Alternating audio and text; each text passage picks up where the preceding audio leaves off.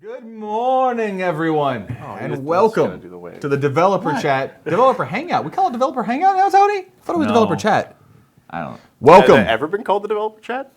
No, it's always been. Welcome to your development team here at Privateer Press. January 16th, 2019. I'm Will Hungerford, lead developer at Privateer Press. Hi. You didn't say the time. I was wanting you to say at all, January 16th, 2019 at 10:03. Like an NPR broadcast or something? Pacific Standard Time. This is my boss and what I deal with every day. Hi. Schoonover. My name's right there. People can see. Right. Somewhere around here. And the newest member of the dev team, Jeff Olson, Playtest coordinator. How's everybody doing today? Well, yeah, we've had some good talks this morning. We can't really talk about them on stream, but we've been having a lot of deep development chat. So we're kind of loosey-goosey and in a good mood. kind of like, we're 16 and I'm laying on the top of the car hood and watching the stars go by. You've watched way too many 80s movies. I'm from the 80s. I'm sorry. So before we get into everything, in case you're wondering what you're watching, we stream here at Privateer Press. Right now we're doing 2 days a week. Every Wednesday is the Developer Hangout at 10 a.m. Pacific. That's where the development team comes on. We talk about CIDs, other things going on with different games. We're talking about a lot of Riot Quest in the future, more Monpok in the future, a lot of good stuff. Then Thursdays is Get Your Paint On. Jordan Lamb, our studio painter, is going to be on tomorrow, also at 10 a.m. Pacific. You can catch us live at twitch.tv/privateerpress and come on, ask us questions. We love talking to all of you. We have a giant monitor in front of us right here, so everybody that's joined us, thanks. What? Your hands are so big. Sorry. They're just, my God, man. Yeah. Wow. We love talking to you. There's a scale difference. I think. Although you balance it back. Welcome to the loosey-goosey version of Dev Chat. Yeah. We don't have a lot to talk about today. We don't. And real fast, if you miss one of these and you're really interested in see what's going on, you can go to YouTube, youtube.com/privateerpressprime.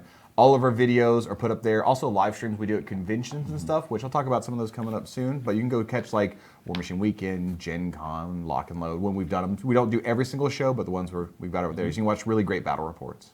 So before we get into today's topic, which is going to be about Week 2 Grymkin CID, there's a couple things I want to mention to everybody. First off, the Raggedy Mandy mini crate model, there's only 3 days left on it. Mini Crate's a miniature subscription service we do. Every month there's a new model, and then after that it goes away. It's not available anymore. So you can go to mini-crate.com and get the Raggedy Mandy, the alternate Ragman right now. And if you still sign up for the 6-month sub, you get the special free VIP model, which is the Alexia Handmaiden of Death. Also, you have till February 5th to get the next of the Legend of the Five Rings models. We have a second mini crate line just for L5R models, which are great for your sweet RPG. Yeah, which we talked about last week. Yep. Mini-crate.com/L5R. Go check them out. Make sure you have a good time. The other thing I want to bring up is LVO, Las Vegas Open.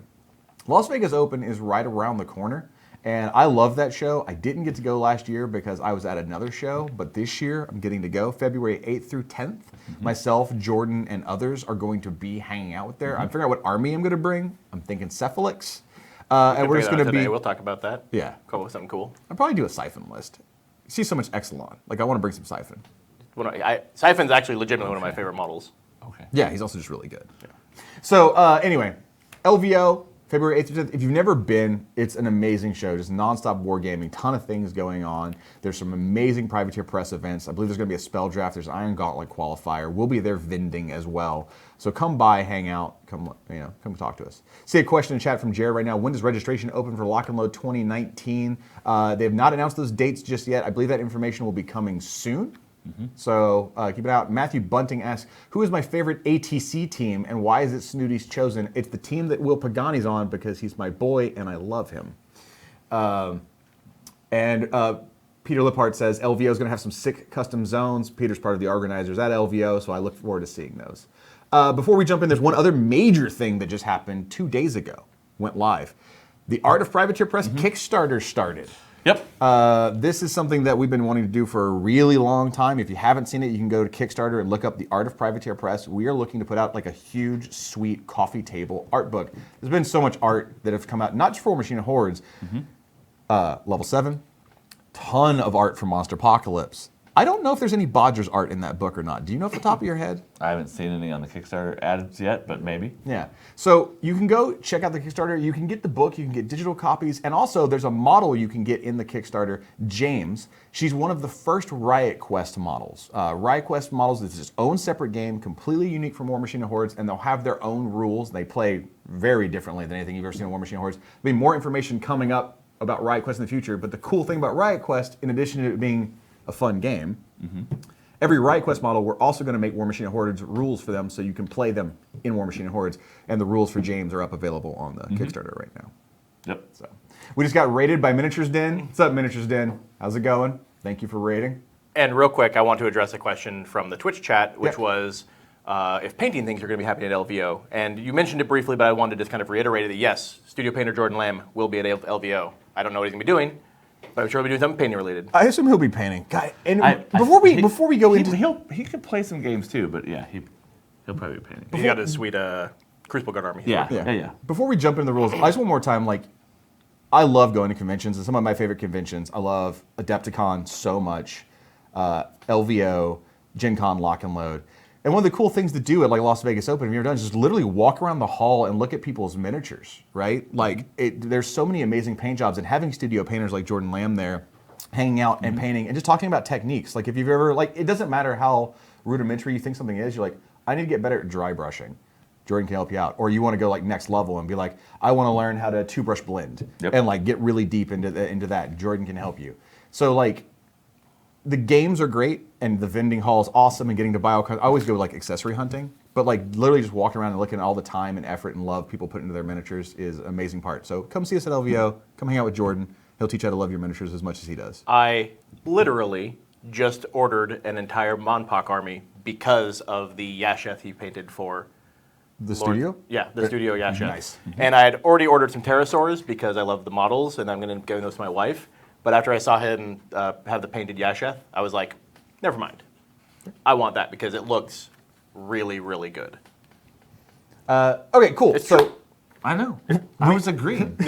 we all agree. That's what this means. This means not agree. No, This any means any does Oz agree. look is any Oz you look. are the judgmental stepfather.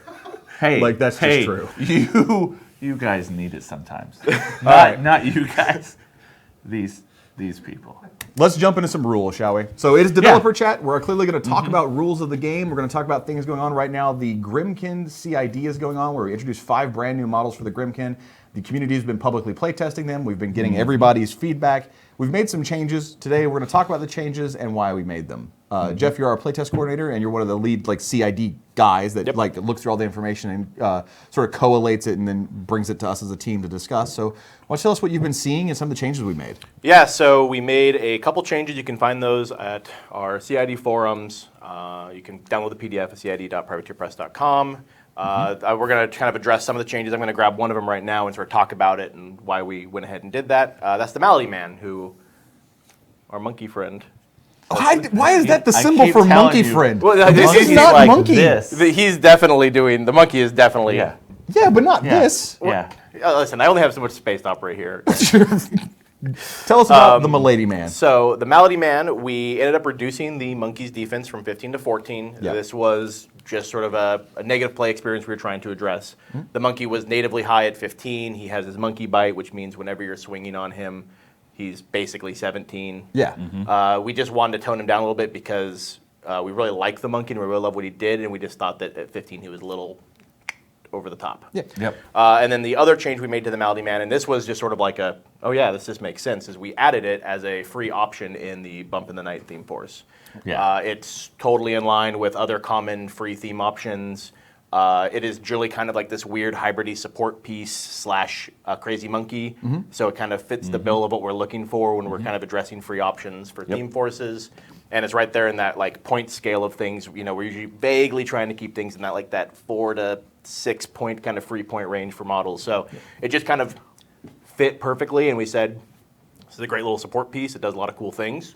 Let's just also make it a free option. It also kind of just opens up some of your list construction options there too. So, And one thing we are keeping an eye on, and I also want you to talk about what you might still be worried about with the Malady Man, is we're keeping an eye on him being a free option in bump, and whether or not that is basically pushing out any other free choices you can receive, and making sure like you never want something to come out that completely invalidates every other option you could take. You want people to feel like they have choices, like you have player agency, in that you're not just like feeling railroaded into doing a specific thing. So it's a great choice.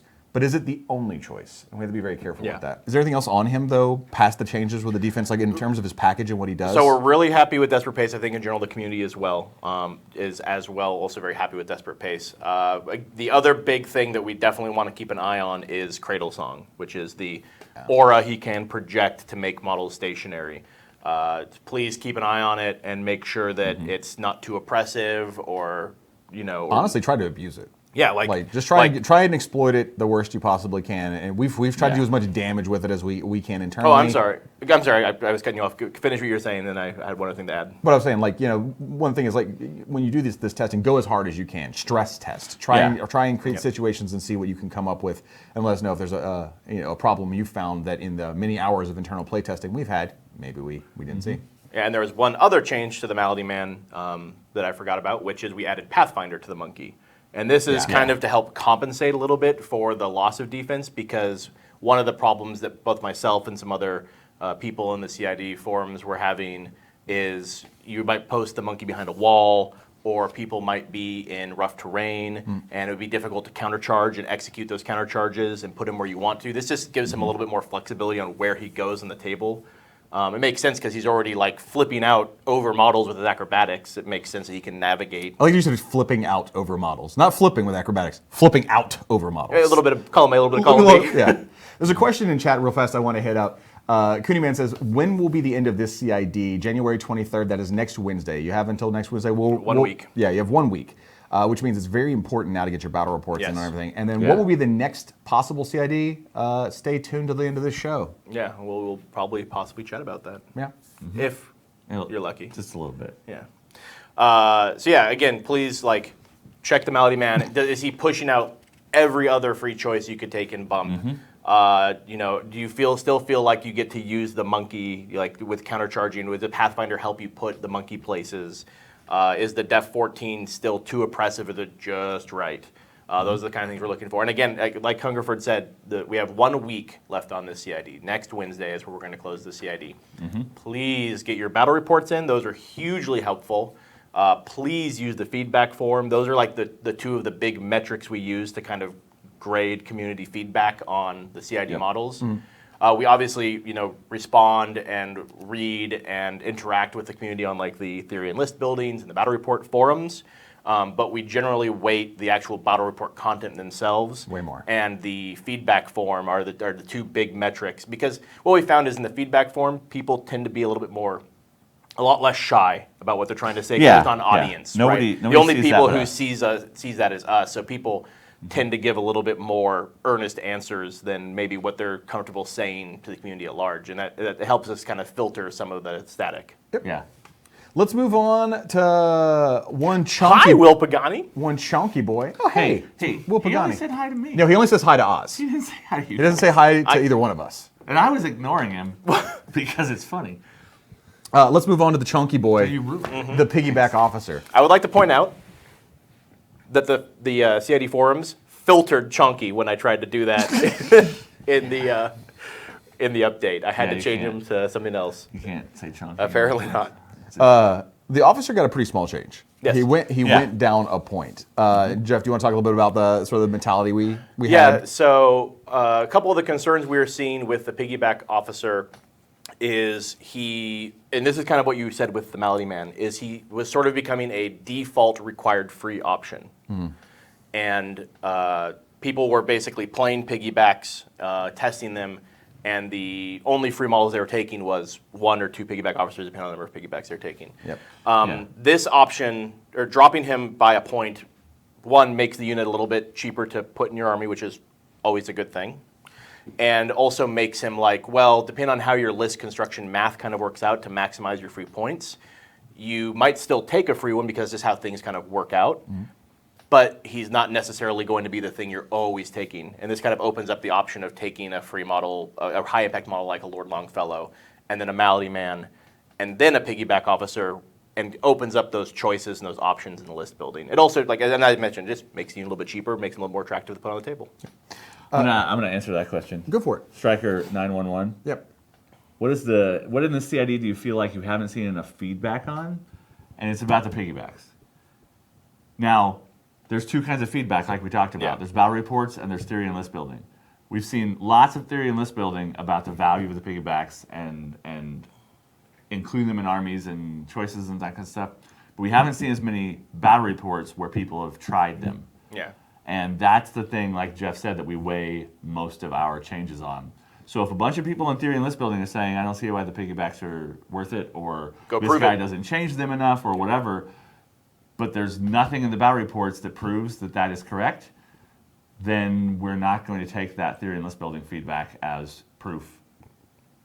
But if everyone that's playing games with piggybacks comes to the same conclusion, whether that's a good, like, they're great, they're perfect now, or maybe there's something else we could do to the piggyback officer, then that's the kind of feedback that we're looking for. Yeah, and we are definitely seeing feedback for the piggybacks and the piggyback officer and all that kind of stuff.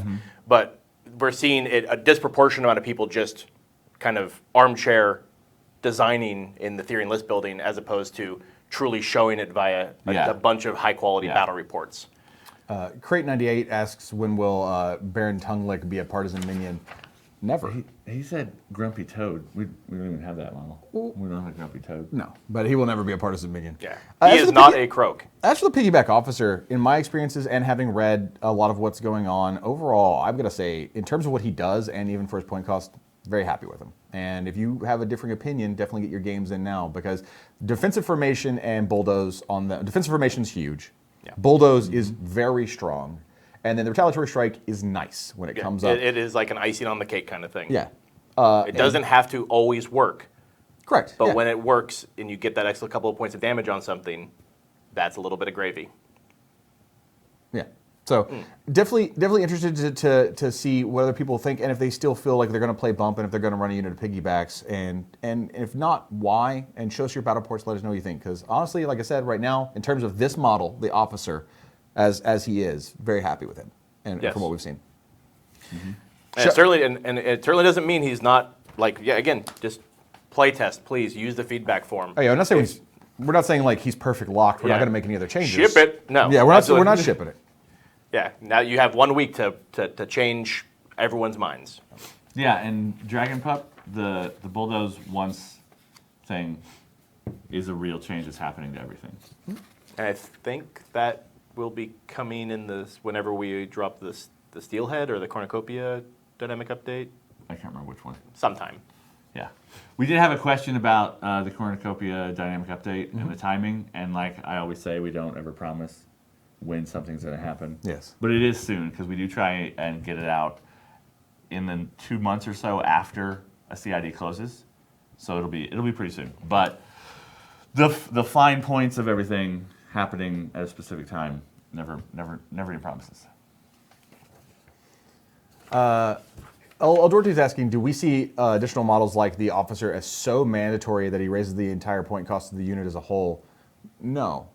He's not mandatory. You can choose to play piggybacks without him. He definitely adds another layer to them and brings their game up, but is he required? No. Can you take him for free in certain theme forces? Yes, you have options. I wouldn't say any command attachment is absolutely required. It depends on what your game plan is. Some units obviously change vastly when you add their command attachment, and the piggyback officer is one of them.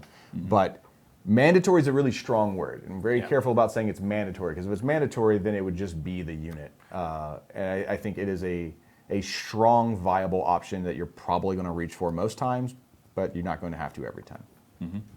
Yeah, people oftentimes undervalue the idea that having models whose purpose is to like eat opponent activations and dice rolls is value in and of itself. And like just a base unit or even like a min unit of like piggybacks can accomplish that goal by just they sit in a zone and they force your opponent to waste attacks on them when your more important things are doing their killing or whatever. This reminds me of a conversation I had a while back with some players at a con. We were talking about the value of ever taking Holy Zealots without the Monolith Bearer and why you ever would, and whether or not he was considered to be absolutely required for the unit. And we like discussed different scenarios of where you might just try and take a bunch of Zealots without him. So you never know. Try things out. Yeah.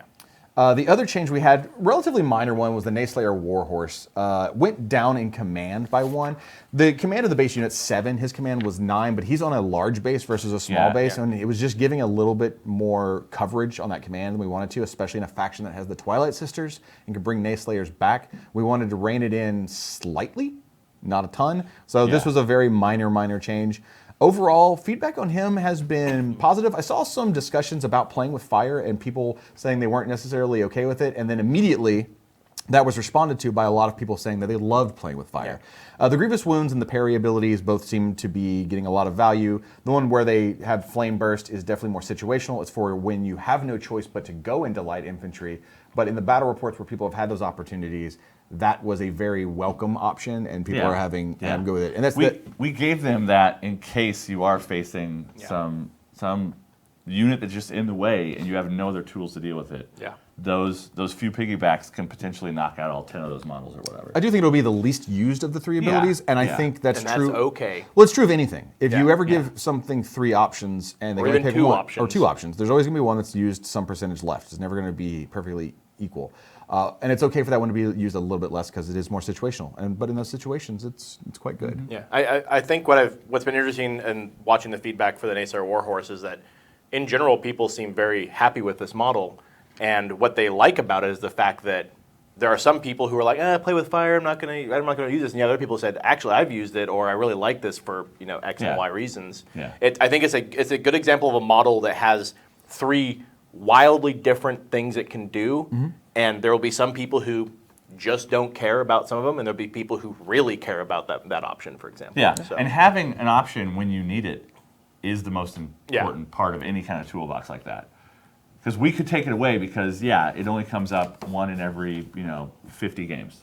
Yeah. But when it comes up and it's the thing that like cinches the entire situation for you, then it's got value. In fact, I've seen several battle ports where people were saying, well, tag is, the Grievous Wounds was the one I expected to use, or I think is the best.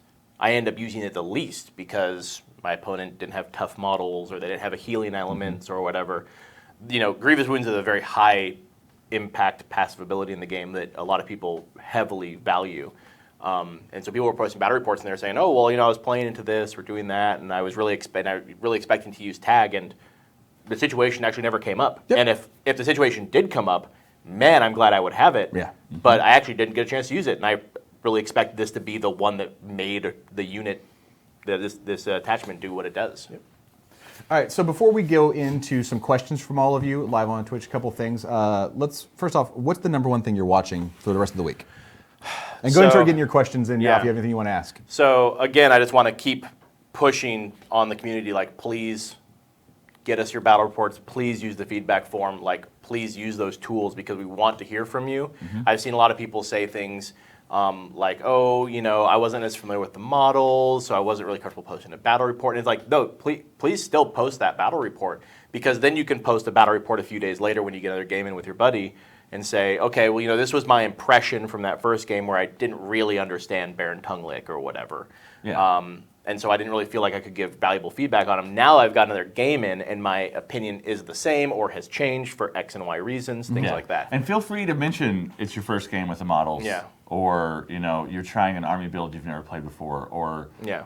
Other things like that, because all of that feedback helps us balance out what you're saying and understand more of your perspective. And an important aspect of that is, like, we're trying to make a game that's accessible to a wide audience, not just these hardcore competitive veterans. You have to understand that we're going to have people who are brand new to the game. People who have never played a war game before might walk into the store and say, man, Grymkin look cool, and pick it up.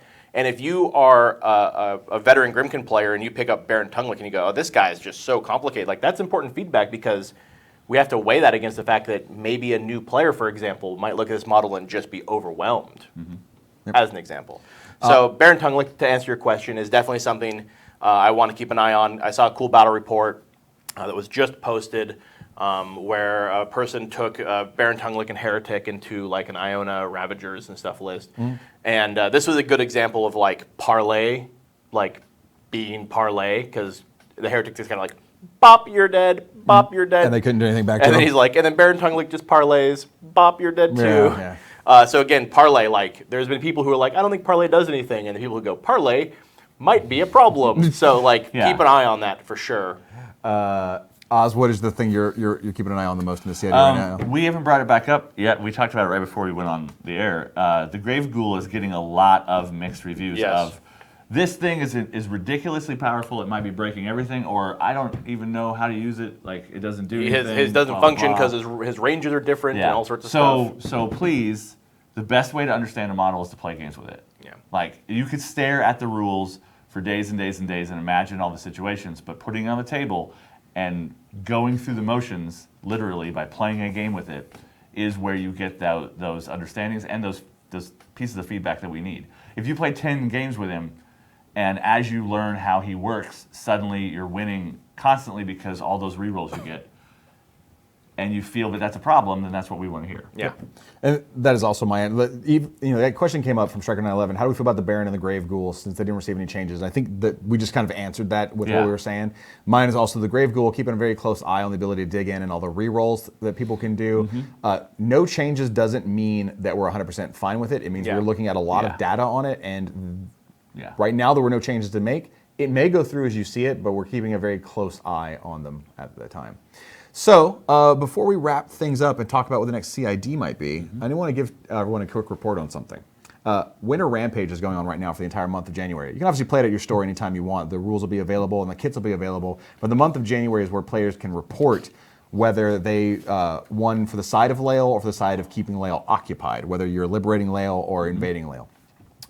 So if you haven't participated in Winter Rampage, it's a single-day super casual event. You can go play at a local club or a store and fight for Lael. There's going to be 3 events that occur this year, ending at Lock and Load, that determine the ultimate fate of Lael. And the Acts of War book being written by Aaron Rudell is dynamically changing based on these events. The actual novel changes, the fiction and the canon of the setting. Well, what he's going to write changes. If you have it already, it doesn't dynamically change suddenly. You don't know that. Maybe he just wrote. I didn't see his right. Like, maybe he just wrote like redacted in certain spots, and it just changes. It's not a choose your own adventure book that like suddenly the text. You don't know that. I don't know how someone won a game somewhere. I don't know how Aaron writes books. I mean, the fiction's up to you. Possible. And I want to let everybody know. So we've got half the month left for Rampage for you to go play and participate and report your results. Lael, the liberators of Lael, are crushing it right now.